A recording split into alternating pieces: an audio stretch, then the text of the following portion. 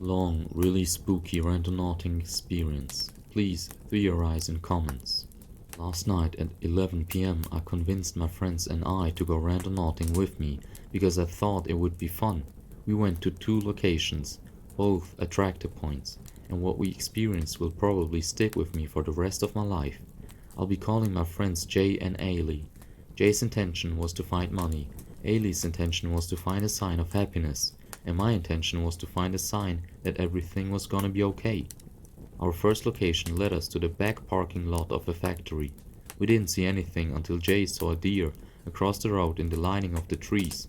It was super unexpected and we all screamed and sped out of there. Mind you, it was dark and we already felt uneasy because we felt like we were trespassing. We looked up the meaning of a deer and we immediately freaked out. Deers often symbolize security, prosperity, and growth. They also sometimes symbolize an income of money. It hit all of our intentions. Our second location was when things started to get weird. On our way, we noticed that a lot of people were out walking along the roads, which was strange since it was so late. Our second location was someone's house. Of course, we didn't get out to explore this house because that would be weird. We didn't see anything, so Ailey just put the name of the street we were on into Google, which kept autocorrecting it to Mercedes. So we looked up the meaning of that word and we were again shocked at what we found. Mercedes derives from Maria de las Mercedes, which is one of the Roman Catholic titles for the Virgin Mary. The Virgin Mary often symbolizes faithfulness, hope, and devotion. Mercedes is originated from the Latin word merces, which means wages, reward. Things continued to get weirder as we were trying to find a way out of the neighborhood. We saw so many green porch lights. We even saw an old woman standing out on her porch engulfed in green light. The color green often means growth, safety, and money, which again hits all of our intentions. In addition, Jay swears that she saw a shadow person in someone's window in the neighborhood. We decided to go back to Ailey's place, but on our way back I wanted to drive by our high school.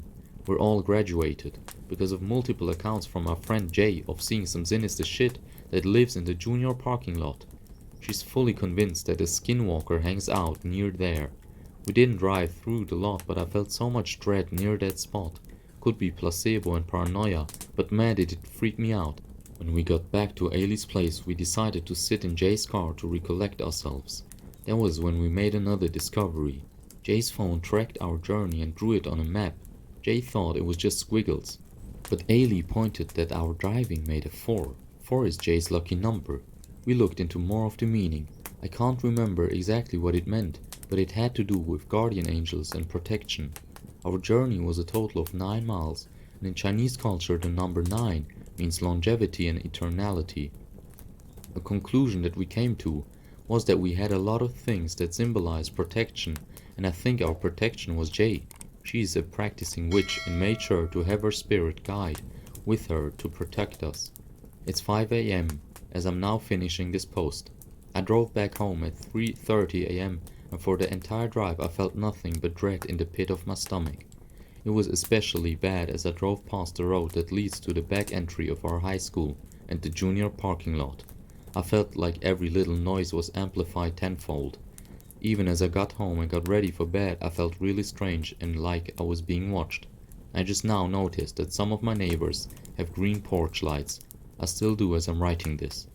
Whether it's just coincidences, placebo, or my paranoia, I will remember this night for as long as I live. Oh, we all also live near Waverly Hills Sanatorium, if that contributes anything to the experience.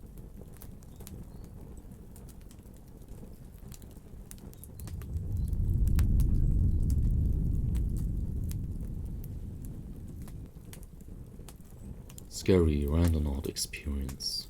So me and my best friend decided to go out for a drive tonight and try the Randomnautica app. It was about midnight already. We set it for an attractor and the coordinates were about 35 minutes away in a smaller township where we drove out the highway anyways to check it out. We ended up on a dirt road which then took us down another dirt road which was a dead end. So we're about a 10-minute drive back to the main highway and I had a horrible gut feeling. We come over top of a hill to see the last house, which had every single light on inside. yet no vehicles anywhere in the yard, and looking through the windows from the car, the house looked completely destroyed on the inside. I noticed upstairs was lit up red by one single light bulb, and the windows reflected red light out into the yard. In the corner of my eye I noticed what looked like someone very tall wearing white khaki looking pants just standing at the end of the driveway. I knew something was wrong. I felt numb and cold and I started to cry. My best friend had already seen at this point what I had been looking at and turned the car around and we floored it back to the highway. Both of us felt like the wind had been knocked out of us and had tears streaming down our faces. We both agreed we came across something non-human and it did not want us in its area. I'm not sure what it was, but I will never forget what it looked like or the feeling I got from looking at it. Anyone know what we might have come across or ever had some kind of similar experience? Update. Since last night, both me and my friend have been receiving strange calls, voicemails, and texts from unknown numbers.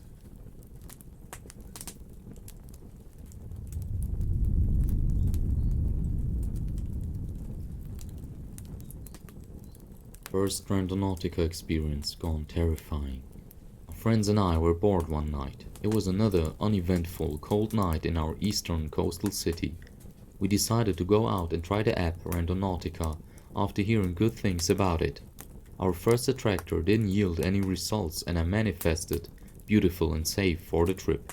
Instead, it gave us a random quantum point, which took us to a pier where we could hear a shooting a few blocks away.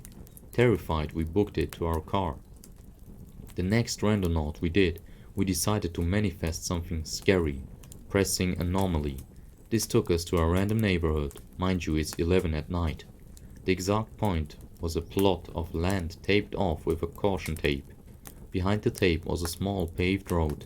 Two of my friends decided to stay in the car out of fear. They later told me they had terrible uneasiness, while I and my other friend decided to check it out. We walked down the road for about 5 minutes.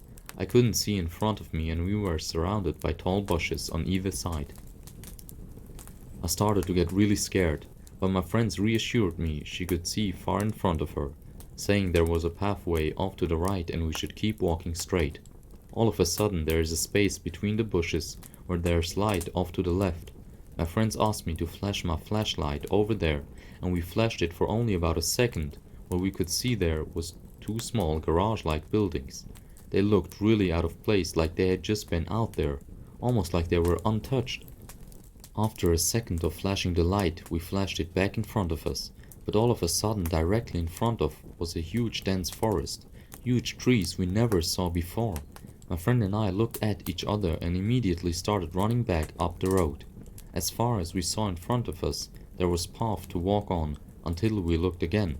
Also on the way back there was a log on the path not there before.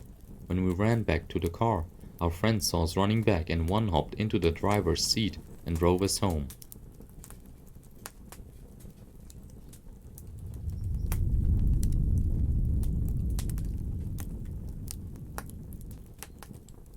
Second trip.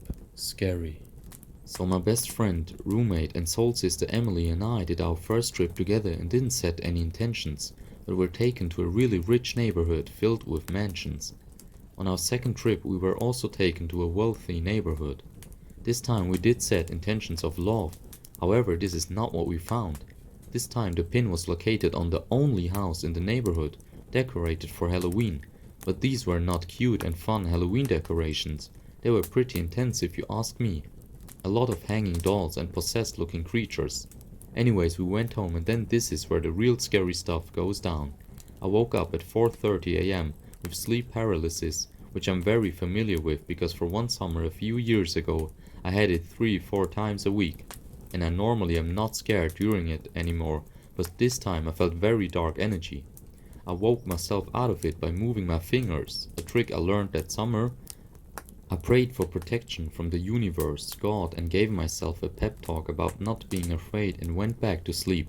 I woke up again at 6:30 in sleep paralysis, and this time I was laying on my side facing the wall where my white pillows should be, but instead I saw a black square like a TV screen, but I knew there wasn't a TV there, so I woke myself out of it again and went to Emily's room. I woke her up and told her I was scared because I had sleep paralysis, and she said, "Me too." So I said, "When?" And she said, "Tonight." So then I laid down, and as I was trying to fall asleep, I was hearing a lot of high frequency tones at different pitches, almost like if high frequency tones were in a wind chime. All in all, it was scary, and we both independently came to the conclusion that it had something to do with our little trip. Any thoughts?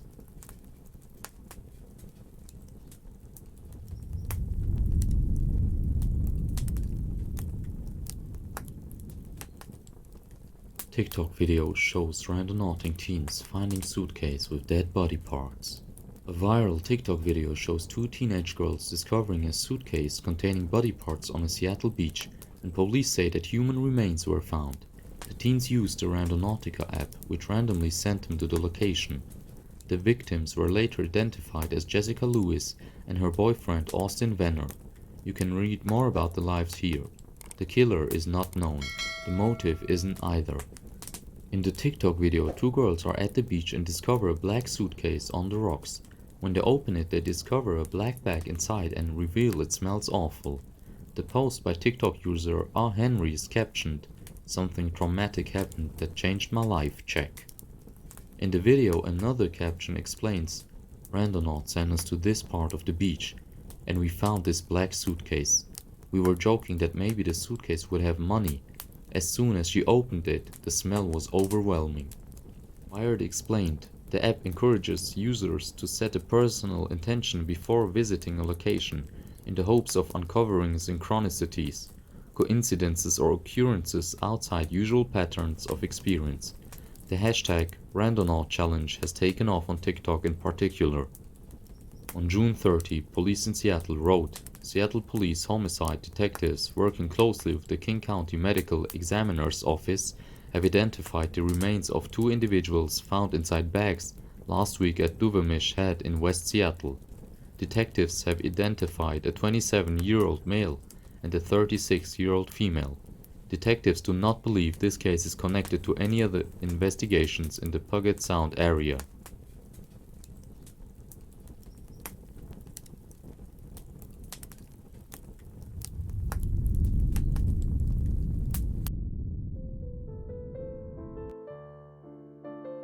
Guys, thank you so much for watching this video until now. It was an honor for me to present it to you. If you liked it, please like and subscribe and leave a comment about your own experiences.